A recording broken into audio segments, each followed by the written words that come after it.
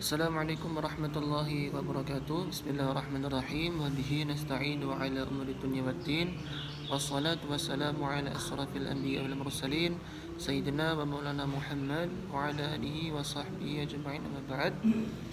Anak-anakku semuanya yang berbahagia, pertama-tama mari kita panjatkan puji dan syukur kehadirat Allah Subhanahu wa taala yang dimana pada kesempatan kali ini kita semuanya masih diberi nikmat kelimpahan sehat, nikmat kelapangan waktu, sehingga kita dapat menyimak bersama-sama meskipun secara online, tetapi semoga tidak mengurangi keberadaan kita dalam menuntut ilmu. Kemudian tak lupa salawat serta salam semoga tetap tercurah kepada Nabi kita semuanya, Nabi Muhammad SAW, yang telah mengatas kita dari segelap-gelap zaman menuju ke terang-terangnya zaman, yang cahayanya berupa dinul Islam.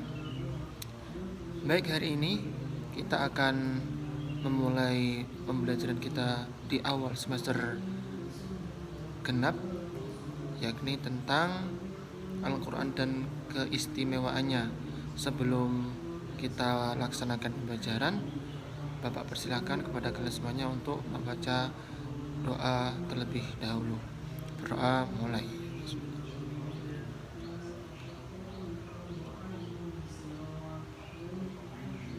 Amin ya rabbal alamin.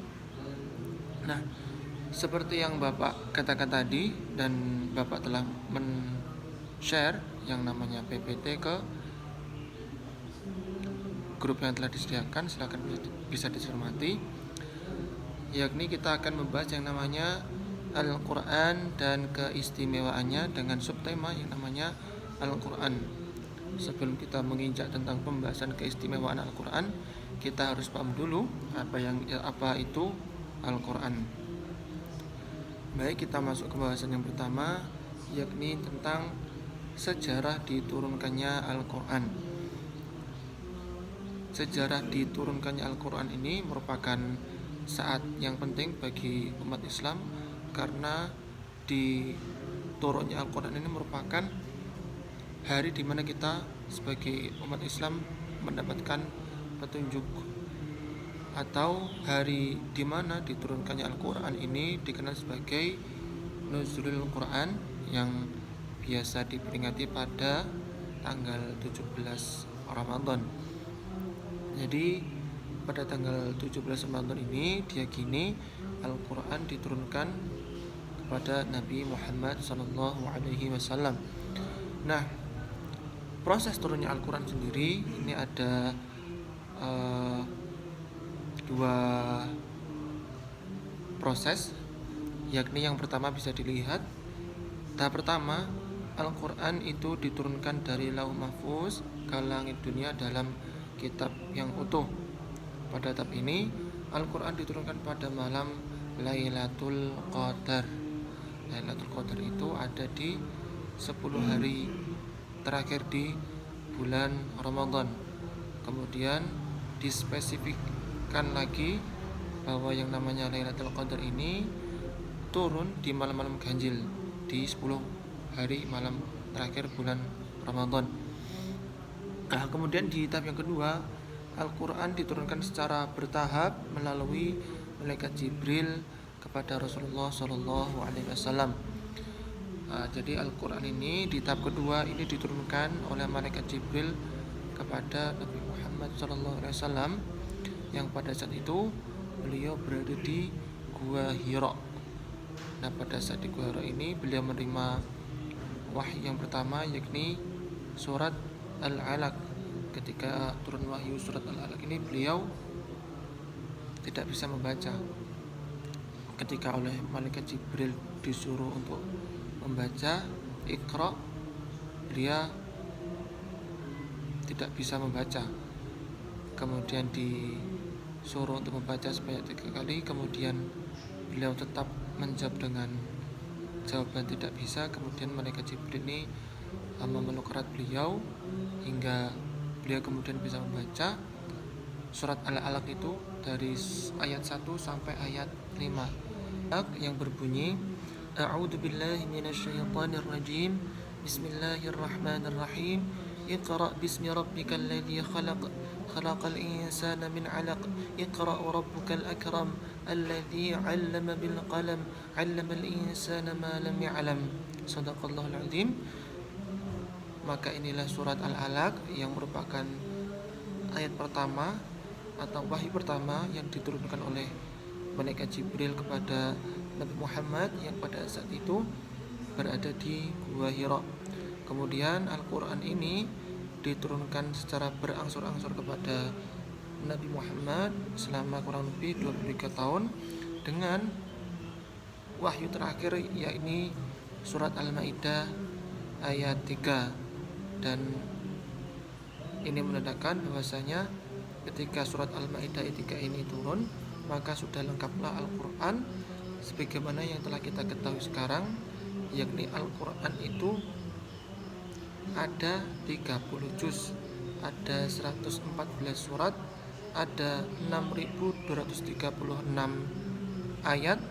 Dan kemudian Imam Syafi'i ini mencatat ada 1.027.000 huruf dalam Al-Quran. Ini salah satu uniknya ulama kita, bahkan sampai sedetil kata saja dalam Quran itu bisa dihitung oleh para ulama kita.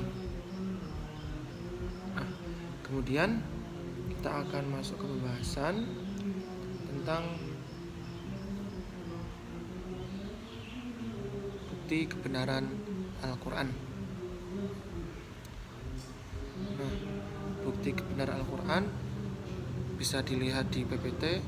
Bapak telah menampilkan surat Ar-Rum ayat 27. Itu silakan bisa dibaca, kurang lebih seperti ini. Bapak bacakan. Bismillahirrahmanirrahim. Huwallazi yabda'ul khalqa thumma yu'iduhu wa huwa ahwanu 'alaihi wa lahul mathalul a'la fis samawati wal ard wa huwal 'azizul hakim. Yang artinya, dan dialah yang menciptakan manusia dari permulaan, kemudian menghidupkannya kembali, dan menghidupkan kembali itu adalah lebih mudah baginya, dan baginya lah sifat yang maha tinggi di langit dan di bumi, dan dialah yang maha perkasa lagi maha bijaksana. Nah, dalam ayat ini menjelaskan tentang penciptaan manusia, kemudian kebangkitan manusia ketika manusia mati nanti, maka Allah akan menghidupkan manusia itu kembali. Nah, ini kalau dalam pelajaran IPA itu ada teori yang mengatakan bahwasanya penciptaan alam semesta, penciptaan bumi ini merupakan kebetulan. Ada teori yang namanya teori Big Bang. Jadi bumi menurut teori Big Bang ini merupakan sebuah hasil dari meteor yang tabrakan. Kemudian dari hasil tabrakan itu ada serpihan-serpihannya. Nah, serpihan-serpihan inilah yang akan menjadi yang namanya bumi. Jadi seakan-akan terciptanya bumi ini merupakan sebuah kebetulan. Tetapi kalau kita coba kita pikir lebih dalam lagi, kalau kita lihat bagaimana hukum alam ini terjadi, bagaimana tumbuhnya sebuah pohon, bagaimana siklus terjadinya air itu terjadi, ini merupakan bukan sebuah hal kebetulan. Bagaimana sebuah kebetulan ini terjadi berturut-turut dan terjadi serumit ini. Jadi tidak mungkin yang namanya penciptaan bumi ini terjadi secara kebetulan. Maka dari itu banyak sekali dalam ayat Al-Quran yang menjelaskan bahwasanya bagaimana Allah menciptakan sesuatu di seluruh alam jagat raya ini. Begitu juga dengan penciptaan manusia. Kalau dalam teorinya Darwin itu manusia itu apa? Manusia itu merupakan evolusi dari kera. Jadi menurut Darwin itu yang namanya manusia, nenek moyangnya adalah kera. Sedangkan kita sebagai umat Islam memiliki pedoman bahwasanya nenek moyang kita ini adalah Nabi Adam alaihissalam. Allah menciptakan manusia bukan semata-mata secara kebetulan. Jadi adanya manusia ini bukan kebetulan. Manusia ini diciptakan oleh Allah untuk mengemban misi-misinya. Nah, kemudian bisa dilihat di PPT yang selanjutnya. Maaf, PPT-nya ada 5. Jadi yang ingin Bapak sampaikan, yang tadi namanya penciptaan alam semesta berkaitan dengan kebenaran Al-Quran, karena di Al-Quran ini memuat banyak sekali tentang yang namanya penciptaan alam semesta, termasuk penciptaan manusia dan lain sebagainya. Ini bukan sebuah kebetulan, ini merupakan buatan Allah Subhanahu wa Ta'ala. Baik, untuk pertemuan kali ini mungkin Bapak cukupkan sekian. Jika ada pertanyaan, nanti bisa ditanyakan di grup WA. Baik, sekian dari Bapak, ada kurang lebihnya mohon maaf. Akhirul kalam, assalamualaikum warahmatullahi wabarakatuh.